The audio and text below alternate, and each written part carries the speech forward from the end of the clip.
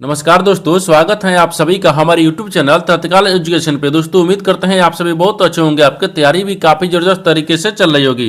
दोस्तों आज हम आप लोगों के लिए रीजनिंग के 15 अति महत्वपूर्ण प्रश्न के बारे में इस वीडियो में बताएंगे, जो कि SSC, railway, group D, NTPC या किसी टेट एग्जाम की तैयारी कर रहे हैं। इस टाइप के प्रश्न हमेशा परीक्षाओं में पूछे जाएंगे। दोस्तों ये पार्ट नंबर कौन सा है, 488 या पार्ट नंबर 487 नहीं देखें तो आप वीडियो सेक्शन में जाके देख सकते हैं। चलिए दोस्तों पहला प्रश्न देख लेते हैं। दोस्तों पहला प्रश्न है, इसमें देखिए नीचे देखिए श्रृंखला श्रेणी में प्रश्नार्थक चिन्ह के स्थान पर कौन सी संख्या आएगी। देखिए नीचे यहाँ पर आपको एक श्रृंखला दी है, इन श्रृंखला में बताना है कि इस प्रश्नार्थक के चिन्ह पर इन चार ऑप्शन में से कौन सी संख्या पर भरा जाएगा। देखिए यहाँ पर सबसे पहले प्रश्न को समझते से बोलकर है, ठीक है ना।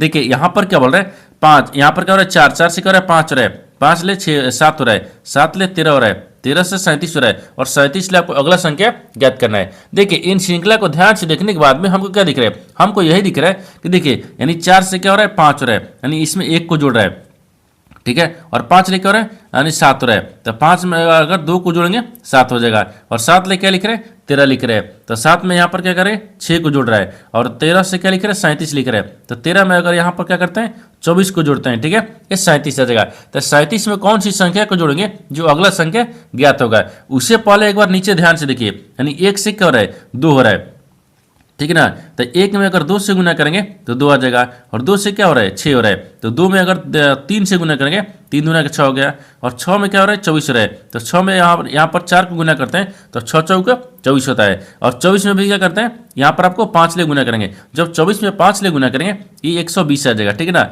120 आ गया।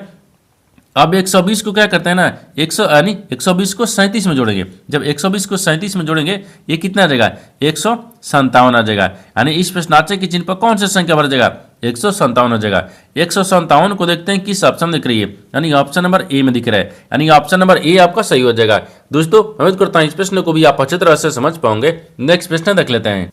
दोस्तों दूसरा प्रश्न है, इसमें देखिए नीचे दिए गए विकल्पों में से संबंधित संख्या को चुनिए। देखिए नीचे यहाँ पर आपको एक संबंधित संख्या दी है, यानी 11 जो ना यहाँ पर 130 ले समित है, ठीक उसी प्रकार से बताना है कि 7 जो है ना इस प्रश्नार्थक के चिन्ह पर इन चार ऑप्शन से किसे समित होगा। देखिए यहाँ पर सबसे पहले प्रश्न को समझते ही बोलकर, ठीक है ना। देखिए यहाँ पर क्या बोल रहा है 11 को क्या करेंगे कि 130 आ जाएगा, उसी प्रकार से यहाँ पर 7 को भी रखेंगे, ठीक है। देखिए ये सवाल कब पूछा गया, आरआरबी ग्रुप डी 18/8/2022 को सवाल पूछा गया है। देखिए तो इसमें करना कुछ नहीं है, 11 तो 11 को क्या करते हैं, तो यहाँ पर आपको 11 का स्क्वायर करेंगे ना, 11 का स्क्वायर करेंगे और यहाँ पर 9 को जोड़ लेंगे तो 130 आ जाएगा, 130 आ गया, ठीक है ना। देखिए 11 का अगर स्क्वायर करेंगे 121 आ गया, अब 121 में 9 को जोड़ देंगे तो 130 आ गया। उसी प्रकार से यहाँ पर 7 को भी रखेंगे। देखिए यहाँ पर आपको 7 दिख रहा है, 7 का स्क्वायर करेंगे तो 9 का जोड़ेंगे, यहाँ पर 49 हो गया, 49 में 9 को जोड़ लेंगे तो कितना आ जाएगा 49 से 1 50 है, और यहाँ पर कितना गया ये 58 आ गया, कितना गया 58 आ गया, यानी इस प्रश्नार्थक चिन्ह पर कौन सी संख्या भर जाएगा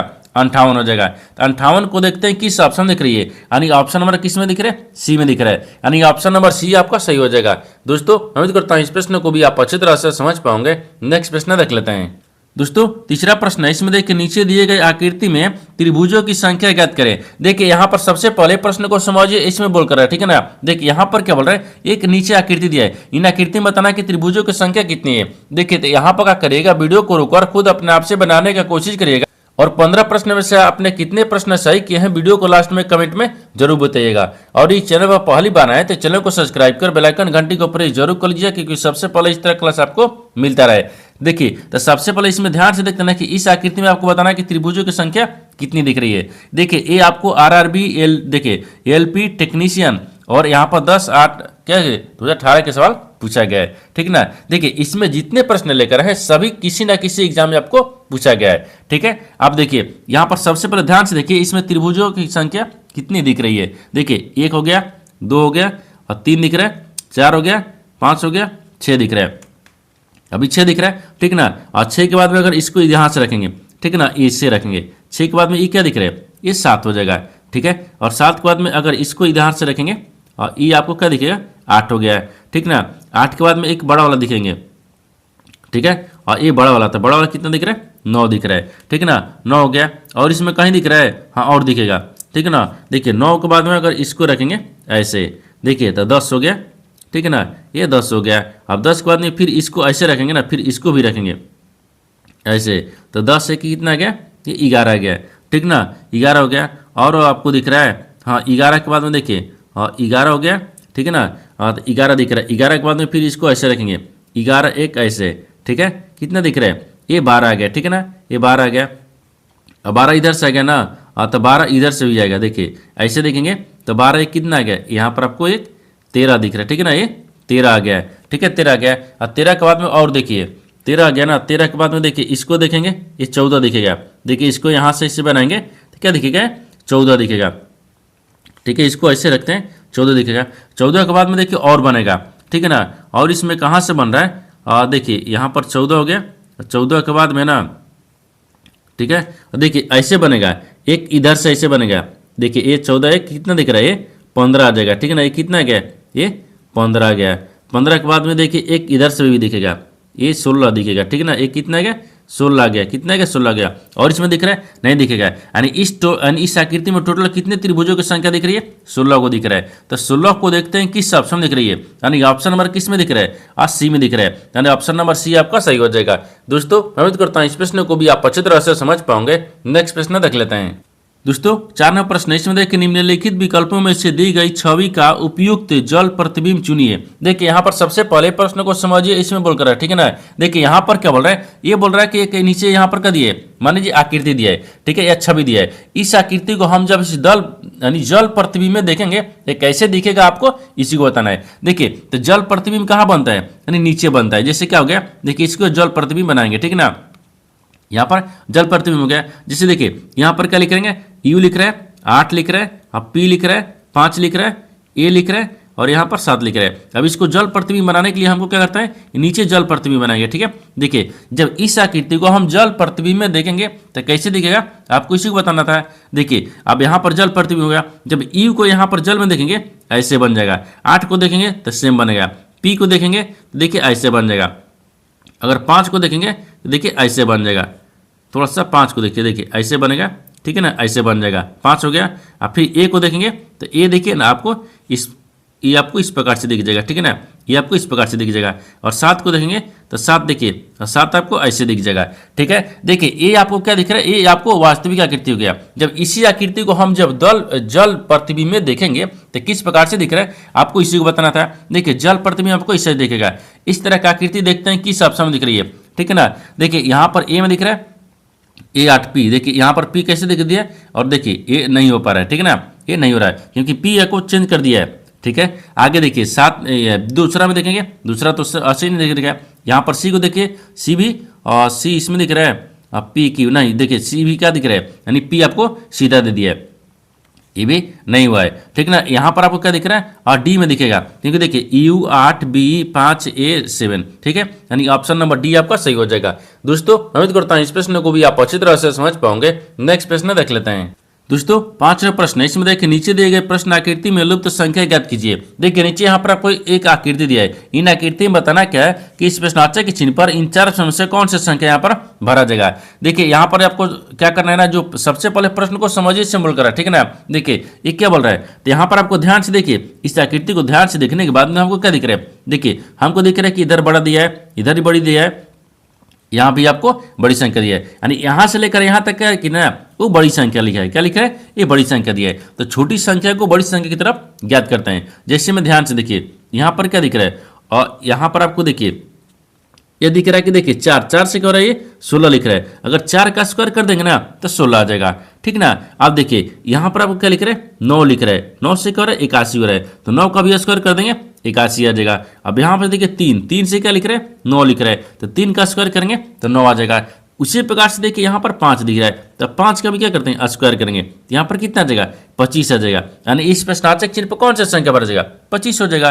तो 25 को देखते हैं किस ऑप्शन दिख रही है, यानी ऑप्शन नंबर डी में दिख रहा है, यानी ऑप्शन नंबर डी आपका सही हो जाएगा। दोस्तों उम्मीद करता हूं इस प्रश्न को भी आप अच्छी तरह से समझ पाओगे। नेक्स्ट प्रश्न देख लेते हैं।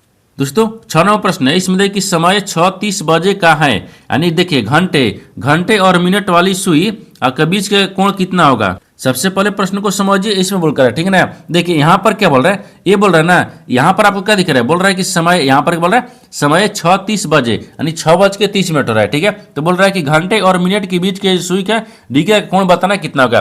देखिए यहाँ पर आपको क्या दिख रहा है, घंटे और मिनट के बीच के डिग्री का कोण बताना है। इसके लिए एक फार्मूला होता है। देखिए जब यहाँ पर डिग्री के कोण निकालने के लिए एक फार्मूला होता है। जैसे देखिए ये फार्मूला पर क्या बताते हैं, यहाँ पर 60 इंच होता है, ठीक है ना, 60 इंच होता है। फिर यहाँ पर -11 मिनट होता है, फिर बटा में 2 हो गया। देखिए यहाँ पर आपको कोण निकाल के घंटे और मिनट के बीच का डिग्री कोण निकालने के लिए एक फार्मूला होता है, ठीक है। अब इसी फार्मूला पर हमको बैठाना है।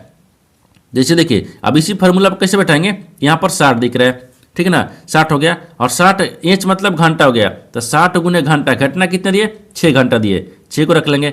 फिर माइनस यहाँ पर देखिए 11 तो 11 रखेंगे, फिर यहाँ पर क्या दिए, गुना रहेंगे। फिर यहाँ पर मिनट कितना दिए, 30 दिए, यहाँ पर आपको 30 रखेंगे। फिर बटा में कितना दिए, 2 दिया है, तो यहाँ पर 2 रख लेंगे, ठीक है। अब एक स्टेप आगे चलेंगे, 6 का 36 हो गया, ठीक है ना, 36 और 36 हो गया, 360 हो गया। फिर यहाँ पर 11 तिया 33, 11 तिया 33 यानी 330 आ गया। फिर बाटा में कितना गया, 2 आ गया। अब फिर इसको क्या करेंगे, माइनस करेंगे। अब देखिए 360 में से 330 घटा लेंगे, यहाँ पर 30 बचेगा, ठीक है ना। अब 30 में से क्या करेंगे, यहाँ पर 2 से भाग कर लेंगे, ये कितना बचेगा, 15 मत में कट गया, यानी 15 डिग्री आ गया। आपसे पूछा क्या है, आपसे वही पूछा है कि देखिए घंटे और मिनट वाली सुई के बीच का डिग्री का कोण कितना आ गया, 15 डिग्री। तो 15 डिग्री को देखते हैं किस ऑप्शन में दिख रही है, यानी ऑप्शन नंबर डी में दिख रहा है, यानी ऑप्शन नंबर डी आपका सही हो जाएगा।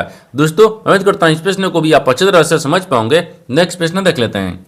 दोस्तों 7वां प्रश्न है, इसमें देखिए नीचे दिए गए विकल्पों में से संबंधित शब्द को चुनिए। देखिए नीचे यहाँ पर आपको एक संबंधित शब्द दिया है, यानी दर्जन जो है आपको 12 से समित है। ठीक उसी प्रकार से बताना है कि स्कोर जो है ना इस प्रश्नाचक के चिन्ह पर इन 4 ऑप्शन से किसे समित होगा।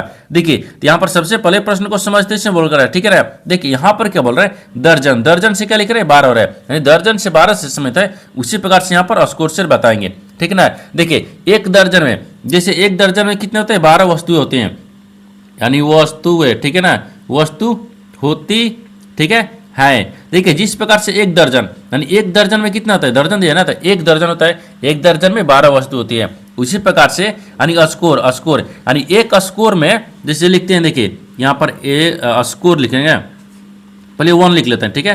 देखिए 1 यानी एक स्कोर, ठीक है, स्कोर, एक स्कोर में, ठीक है, एक स्कोर में यानी 20, ठीक है, एक स्कोर में 20 वस्तुएं होती हैं, ठीक है ना, वस्तु होती है, ठीक है, होती है। देखिए ये जिस प्रकार से यहाँ पर आपको दर्जन जो 12 से समित है, उसी प्रकार से स्कोर है ना, एक स्कोर में कितने वस्तुएं होती है, 20 वस्तुएं होती है। कितने होती हैं, 20 वस्तुएं होती हैं। तो यहाँ पर 20 बार आ जाएगा। तो 20 को देखते हैं किस ऑप्शन दिख रही है, यानी ऑप्शन नंबर किस में दिख रहा है, यानी ऑप्शन नंबर ए में दिख रहा है, यानी ऑप्शन नंबर ए आपका सही हो जाएगा। दोस्तों उम्मीद करता हूँ इस प्रश्न को भी आप अच्छी तरह से समझ पाओगे। नेक्स्ट प्रश्न देख लेते हैं। दोस्तों 8वां प्रश्न है, इसमें देखिए एक ही पासे के 3 अलग अलग स्थितियां दर्शाई गई हैं, यानी उस अक्षर का चयन करें जो यू के विपरीत फलक पर मौजूद होगा।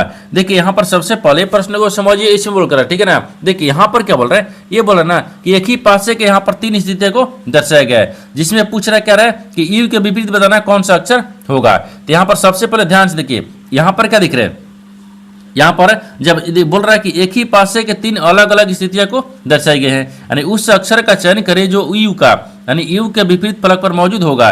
देखिए यहाँ पर आपको यू का विपरीत पूछा है, तो एक ही पासे के जब 3 स्थितियां में जब 2 स्थितियां कर रहे हैं, दोनों स्थितियां में यहाँ पर कौन मिलाएंगे। जैसे देखिए 1 हो गया और 2 हो गया, ये 3 हो गया, तो 1 और 2 में क्या करते हैं, कॉमन मिलाते हैं। देखिए यहाँ पर क्यू दिख रहा है, ये भी क्यू दिख रहा है, तो यहाँ पर आपको क्यू हो गया, यानी क्यू के विपरीत क्या दिख रहा है, यानी क्यू हो जाएगा। अब जहां से आपको कॉमन मिलेगा वहां से घड़ी की दिशा में चलेंगे। यहाँ पर क्यू के बाद में क्या आ गया, एस आ गया, तो यहाँ पर एस आ जाएगा, और एस के बाद में क्या आ गया, यहाँ पर आपको पी आ गया, यहाँ पर पी रख लेंगे, ठीक है ना। अब उसी प्रकार से क्या करते हैं, अगला में क्या करेंगे, कॉमन मिलाएंगे। जैसे देखिए यहाँ पर क्यू हो गया, ठीक है ना। अब क्यू के यहाँ पर क्या करेंगे, घड़ी की दिशा में आर हो गया, आर के बाद में फिर क्या आ गया, यहाँ पर आपको यू आ गया, ठीक है, यू आ गया। लेकिन आपसे क्या पूछा है, आपसे पूछा है कि यू के विपरीत बताना कौन सा अक्षर यानी होगा, ठीक है ना। तो यहाँ पर आपको यू दिख रहा है, देखिए यानी पी का विपरीत यू हो गया और यू का विपरीत क्या हो गया, पी हो गया। तो यहाँ पर आपको क्या हो गया, पी हो जाएगा। तो पी को देखते हैं किस ऑप्शन दिख रही है, यानी ऑप्शन नंबर किस में दिख रहा है, यानी डी में दिख रहा है, यानी ऑप्शन नंबर डी आपका सही हो जाएगा। दोस्तों उम्मीद करता हूँ इस प्रश्न को भी आप अच्छी तरह से समझ पाओगे। नेक्स्ट प्रश्न देख लेते हैं। दोस्तों 9वां प्रश्न है, इसमें देखिए उस वे नारे का चयन करें जो दिए गए वर्गों के बीच संबंध को सर्वोत्तम रूप से दर्शाता है। देखिए नीचे यहाँ पर आपको 3 शब्द दिए, इन तीनों शब्द को तना कि आपस में कैसे समझता है और इन 4 वेन डायग्राम में से कौन सा वेन डायग्राम बनेगा। देखिए तो यहाँ पर सबसे पहले प्रश्न को समझते हैं, इसमें बोलकर, ठीक है ना। देखिए यहाँ पर क्या बोल रहा है, ये ट्रक दिया है, जहाज दिया है और माल वाहक दिया है। तो सबसे कॉमन इसमें क्या दिख रहा है, सबसे कॉमन क्या दिख रहा है, तो सबसे कॉमन हमको माल वाहक दिख रहा है सर, ठीक ना। तो यहाँ पर आपको क्या रखें, माल वाहक को रखेंगे, ठीक है ना। ये माल वाहक हो गया, वाहक, ठीक है, माल वाहक हो गया। सबसे कॉमन क्या दिख रहा है, माल वाहक दिख रहा है। यानी कुछ माल वाहक क्या है, यहाँ पर क्या दिख रहा है, ट्रक भी होता है, ठीक है ना। ये ट्रक हो गया। कुछ ट्रक क्या होता है, माल वाहक होता है, और कुछ जहाज भी क्या होता है, माल वाहक होता है, ठीक है ना। यानी जहाज हो गया, ठीक है, जहाज हो गया। देखिए सबसे कॉमन क्या दिख रहा है, मालवाहक, ये मालवाहक हो गया। यानी कुछ मालवाहक यानी ट्रक में भी होता है और कुछ मालवाहक जहाज भी होता है। जैसे ऐसे भी समझिए, कुछ ट्रक क्या होता है, मालवाहक, यानी कुछ ट्रक क्या करते हैं, माल भी ढोता है, और कुछ जहाज भी क्या करते हैं, माल ढोता है, तो मालवाहक हो गया। यानी इस तरह का वेन डायग्राम बनेगा। इस तरह का वेन डायग्राम देखते हैं किस ऑप्शन दिख रही है, यानी ऑप्शन नंबर बी में दिख रहा है, यानी ऑप्शन नंबर बी आपका सही हो जाएगा। दोस्तों उम्मीद करता हूं इस प्रश्न को भी आप अच्छी तरह से समझ पाओगे। नेक्स्ट प्रश्न देख लेते हैं। दोस्तों 10वां प्रश्न है, इसमें देखिए अपने यानी अपने घर से एक से उत्तर की ओर 15 किलोमीटर चला, फिर वह अब पूर्व की ओर मुड़ गया और 10 किलोमीटर नहीं मुड़ा और आगे 10 किलोमीटर गया, फिर वह दक्षिण की ओर मुड़ गया और आगे 5 किलोमीटर गया, अंत में पश्चिम की ओर मुड़ते हुए वह आगे 10 किलोमीटर गया। अब वह अपने घर के संदर्भ में यानी किस दिशा में है। देखिए यहाँ पर सबसे पहले प्रश्न को समझिए, इसमें बोलकर, ठीक है ना। देखिए यहाँ पर क्या बोल रहा है, ये यहाँ पर आपको एक दिशा से समेत आपको प्रश्न दिया है, ठीक है ना। देखिए ये क्या बोल रहा है कि अपने घर से एक से उत्तर की ओर, ठीक है, ये 15 किलोमीटर चला। तब सबसे पहले क्या करते हैं, एक डायग्राम को बनाएंगे। जैसे देखिए ये क्या होता है, पूर्व होता है, ये क्या होता है, पश्चिम होता है, यहाँ पर क्या होता है, उत्तर होता है, नीचे दक्षिण होता है। ये क्या पूछा है, तो मान लीजिए यहाँ पर एक्स रखते हैं, एक्स जो है ना अपने घर से, यहाँ पर घर रखें, अच्छा एक्स रखे, ठीक है, घर रखते हैं, ठीक है, घर हो गया, यहाँ पर घर हो गया, ठीक है ना।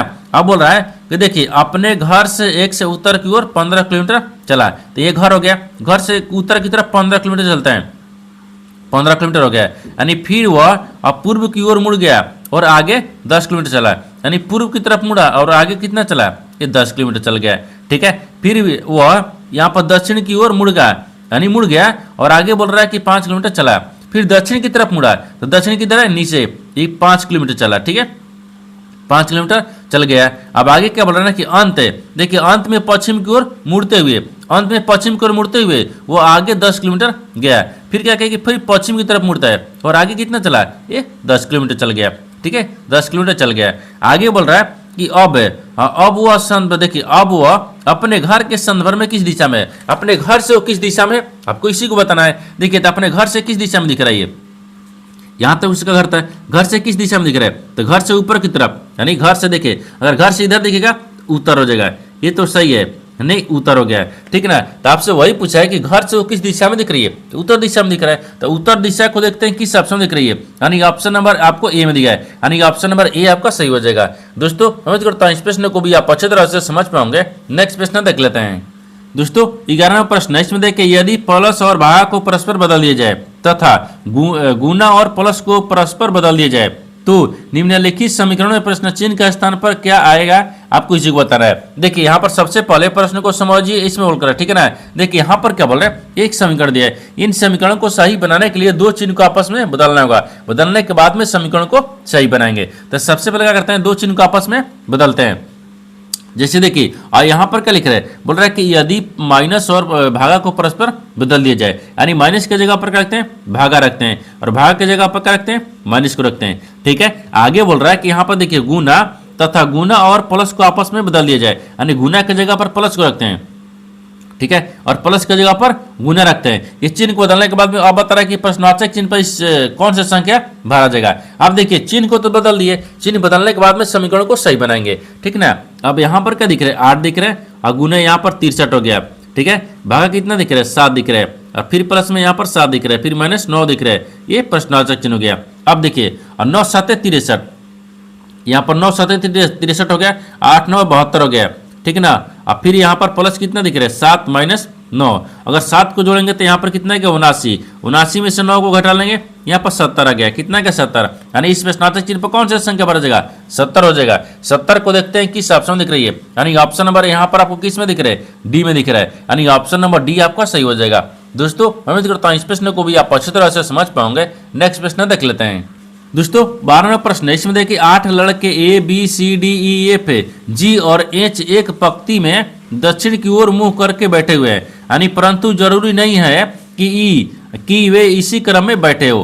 ठीक है, आगे बोल रहा है कि ए और एच पंक्ति के, देखिए पंक्ति के छोरों पर बैठे हैं, यानी ई और एफ है, यानी बी के निकटतम पड़ोसी है। तो बोल रहा है कि सी बी के बाईं ओर से चौथे स्थान पर बैठा है, अतः एफ ए के ठीक है बाईं ओर बैठा है, तो डी सी का निकटतम पड़ोसी नहीं है। तो बोल रहा है कि एफ के ठीक है बाईं ओर से कौन बैठा है। यहाँ पर सबसे पहले प्रश्न को समझिए, इसमें बोल कर, ठीक है ना। देखिए यहाँ पर क्या बोल रहा है, ये सबसे पहले प्रश्न को समझ लीजिए। देखिए ये बोल रहा है कि 8 लड़के हैं, कितने लड़के हैं, 8 लड़के हैं। बोल रहा है कि 8 लड़के हैं A B C D E F G H और एक पंक्ति में दक्षिण की ओर मुंह करके बैठे हुए। ये कितने बज रहे हैं, दक्षिण की तरफ मुंह करके बैठे हुए। तो सबसे पहले यहाँ पर दक्षिण की तरफ रखते हैं। देखिए 1 हो गया, 2 हो गया, 3 हो गया, 4 हो गया, 5 हो गया, 6 हो गया, 7 हो गया, 8 दिख रहा है। अगर इधर देखेंगे तो बाएं दिखेगा, लेकिन इधर बाएं मत देखिए, इधर दाहिने होगा, क्योंकि नीचे की तरफ बैठा है ना, ये दाहिने होता है। ठीक है, ये दाहिने होता है, इधर आपको बाएं हो जाएगा। ठीक है ना, इधर आपको बाएं दिख जाएगा। अब आगे देखिए, यहाँ पर भी दाहिने लिख दिए, ये बाएं होता है ना, यहाँ पर आपको बाएं हो जाएगा। ठीक है, ये बाएं दिख रहा है यहाँ तक। ठीक है, अब देखिए यहाँ पर सबसे पहले प्रश्न समझ लीजिए। ये बोल रहा है कि देखिए 8 व्यक्ति है जो दक्षिण की तरफ मुंह करके बैठे हुए हैं। ठीक ना, ये बोल रहा है कि देखिए परंतु जरूरी नहीं है कि वे इसी क्रम में हो, यानी ये जिस क्रम में लिखा हुआ ना, इस क्रम में, ये जरूरी नहीं है कि इसी क्रम में लिखा हुआ। आपको आगे बोल रहा है, आगे बोल रहा है कि देखिए ए और एच पंक्ति के छोरों पर बैठे हैं, यानी ए और एच पंक्ति के छोर पर बैठा है। तो मान लीजिए यहाँ पर क्या रखते हैं, ए को रखते हैं, यहाँ पर क्या रखते हैं, एच को रखते हैं। ये पंक्ति के छोर पर बैठा है, ठीक ना, पंक्ति के छोर पर हो गया। बोल रहा है कि ई और एफ के, देखिए ई और एफ है, अब बी के निकटतम पड़ोसी है, लेकिन एफ और ई जो है ना वो बी का निकटतम पड़ोसी है। तो बी को कहाँ रखते हैं, तो मान लीजिए बी को यहाँ पर रखते हैं। बी जो है ना एफ और ई को, तो यहाँ पर एफ रख लेते हैं। ठीक है, एफ और ई हो गया है, एफ और ई के निकटतम पड़ोसी है। ठीक है, निकटतम पड़ोसी कौन हो गया, बी हो गया। ठीक है, आगे बोल रहा है कि देखिए सी बी के बाईं ओर से चौथे स्थान पर बैठा है, लेकिन जो सी है ना, सी वो बी के चौथे स्थान पर बाईं ओर से बैठा है। तो यहाँ पर बाएं हो गया, तो 1 2 3 4, हाँ 4 कौन सा दिख रहा है, और यहाँ पर आपको सी दिख रहा है। ठीक है ना, सी दिख रहा है। देखिए बी के चौथे स्थान पर बाएं से सी बैठा है। ठीक है, आगे देखिए, आगे बोल रहा है कि एफ जो है ना ए के ठीक है और बाईं ओर पड़ोस में बैठा, बाईं ओर बैठा है। ठीक है, बोल रहा है एफ जो है ना, एफ ए के बाईं ओर, ठीक है, एफ के बाईं ओर, ठीक है ना, ए बैठा है। ठीक है, तो एफ कहाँ दिख रहा है, एफ के बाईं ओर ए बैठा है। हाँ, एफ के बाईं ओर कौन बैठा है, एफ बैठा है। ठीक है, यहाँ पर बैठा हुआ है। आगे देखते हैं, ठीक है ना, आगे देखिए, आगे बोल रहा है कि डी जो है ना सी का निकटतम पड़ोसी नहीं है, लेकिन डी जो है उस सी का निकटतम पड़ोसी नहीं है। तो यहाँ पर क्या रखते हैं, डी को यहाँ पर रखते हैं। ठीक है, डी, तो यहाँ पर आपको जी हो गया, जो सी का निकटतम पड़ोसी नहीं है। आगे बोल रहा है कि एफ है, एफ के ठीक बाईं ओर कौन बैठा है, यानी एफ के बाईं, बोल रहा है ना कि एफ के ठीक बाईं ओर कौन बैठा है। तो एफ के बाईं ओर कौन बैठा है, एफ दिख रहा है। एफ के बाईं ओर कौन दिख रहा है, ये आपको एफ हो गया ना, एफ के बाईं ओर कौन दिख रहा है, तो बी दिख रहा है। कौन दिख रहा है, बी दिख रहा है। तो एफ के बाईं ओर कौन बैठा है, बी बैठा है। तो बी को देखते हैं किस ऑप्शन दिख रही है, यानी ऑप्शन नंबर यहाँ पर आपको सी में दिख रहा है, यानी ऑप्शन नंबर सी आपका सही हो जाएगा। दोस्तों मैं उम्मीद करता हूँ इस प्रश्न को भी आप अच्छी तरह से समझ पाओगे। नेक्स्ट प्रश्न देख लेते हैं। दोस्तों 13वां प्रश्न है, इसमें देखिए 250 मीटर लंबी रेलगाड़ी ट्रैक, देखिए यानी ट्रैक के किनारे खड़े एक व्यक्ति को 15 सेकंड में पार करती है। तो रेलगाड़ी की गति क्या है, आपको इसी को बताना है। देखिए यहाँ पर सबसे पहले प्रश्न को समझिए, इसमें बोलकर, ठीक है ना। देखिए यहाँ पर क्या बोल रहा है, ये बोल रहा है ना कि यहाँ पर आपको 200, देखिए 250 मीटर लंबी रेलगाड़ी है। ठीक है, जो यहाँ पर बोल रहा है कि ट्रक है, यानी ट्रक के किनारे एक खड़े व्यक्ति को 15 सेकंड में पार करते हैं। यानी एक रेलगाड़ी जो कितना है, 250 मीटर लंबी है, एक ट्रक के पास एक आदमी खड़ा है, एक व्यक्ति खड़ा है, उसको 15 सेकंड में पार कर जाती है। तो आपको बताना क्या, रेलगाड़ी की गति मतलब चाल बताना है। ठीक है ना, तो देखिए यहाँ पर चाल बराबर क्या होता है, चाल बराबर होता है दूरी बटा समय। ठीक है ना, यहाँ पर दूरी बटा समय हो गया। तो दूरी कितना दिया है, दूरी देखिए यहाँ पर आपको 250 दी है, और समय कितना दिए, 15 दिया है। फिर इसको क्या करते हैं, चेंज करेंगे। इसको क्या करेंगे, चेंज करेंगे। तो 5 3 15 और 50, देखिए यहाँ पर 5 मिनट में, यानी 50 आ गया इधर और 3 मिनट में, तो कितना आ गया, अब 50 बटा में 3 आ गया। तो यहाँ पर कितना आ गया, मीटर प्रति सेकंड में आ गया। ये कितना आ गया, मीटर प्रति सेकंड में लिखेंगे। अब इसको क्या देखिए, मीटर प्रति सेकंड में हमको किलोमीटर प्रति घंटा में आंसर बताना है, क्योंकि यहाँ पर किलोमीटर प्रति घंटा में दिया है। जब देखिए मीटर प्रति सेकंड दिए, अगर किलोमीटर प्रति घंटा में बदलना होगा, यहाँ पर 18/5 ले भाग करेंगे, ठीक ना। जैसे देखिए यहाँ पर 50 बटा में 3, फिर गुना 18/5 ले क्या करेंगे, और यहाँ पर 18/5 ले गुना कर लेंगे, तो यह कितना में आ जाएगा, ये किलोमीटर प्रति घंटा में आ जाएगा। जैसे देखिए अब 5 से कम 5 काट देंगे, 10 हो गया, 10 बचे 50 और 36 18 हो गया, 36 18 हो गया।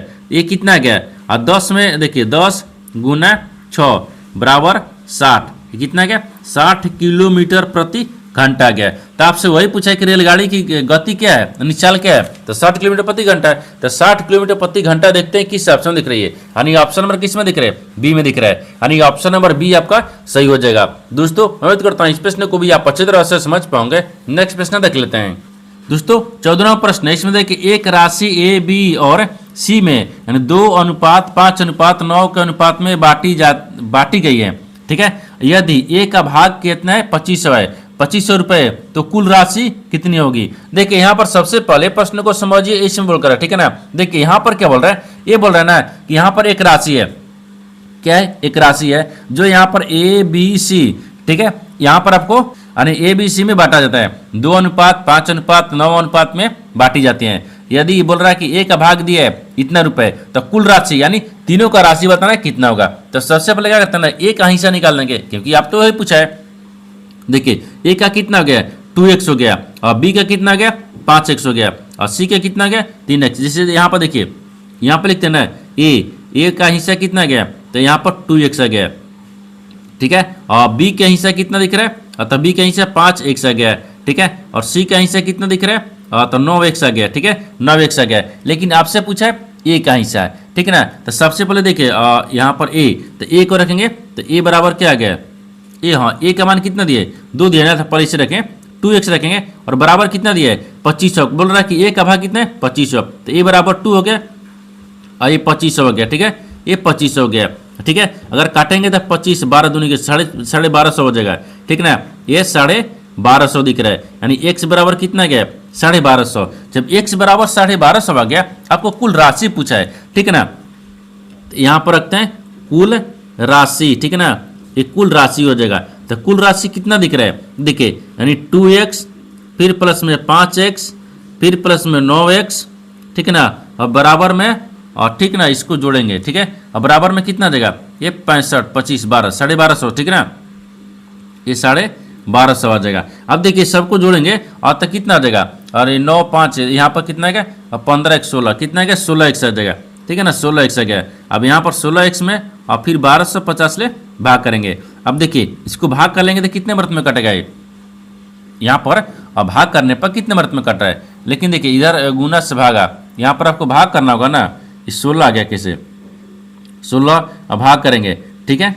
देखिए यहाँ पर आपको 16x नहीं होगा, ठीक है ना, 16x होगा, ठीक है, लेकिन यहाँ पर 12 बराबर में आपको 1250 नहीं हो पाएगा, ठीक है। देखिए यहाँ पर क्या होगा, ये आपको यहाँ पर नहीं होना चाहिए, ठीक है ना। ये आपको तो इतना पूछा ना कि कुल राशि बताना है, तो कुल राशि कितना गया, हमको 16x आ गया। जब कुल राशि 16x आ गया, तो x का मान कितना आता है, x का मान देखिए कितना है, ये 1225 आया, तो यहाँ पर क्या रखना है, तो ठीक है ना। तो देखिए यहाँ पर 16x हो गया, तो 16 का 16 रखेंगे, और x का मान कितना हो गया, x का मान यहाँ पर 1225 दिया ना, ये 1225 हो गया, ठीक है ना, 1250 हो गया, सॉरी 1250 हो गया। अब 1250, अब 16 को 1250 में गुना करेंगे, ठीक ना, भाग नहीं करेंगे, गुना करेंगे। जब गुना करेंगे तो यहाँ पर कितना आ जाएगा, ये 20,000 आ गया, कितना आ गया, 20,000 आ जाएगा। तो आपसे वही पूछा कि कुल राशि कितना होगा, तो कुल राशि यहाँ पर 20,000 हो गया। तो 20,000 को देखते हैं किस ऑप्शन दिख रही है, यानी ऑप्शन नंबर किस में दिख रहा है, ए में दिख रहा है, यानी ऑप्शन नंबर ए आपका सही हो जाएगा। दोस्तों उम्मीद करता हूँ इस प्रश्न को भी आप अच्छी तरह से समझ पाओगे। नेक्स्ट प्रश्न देख लेते हैं।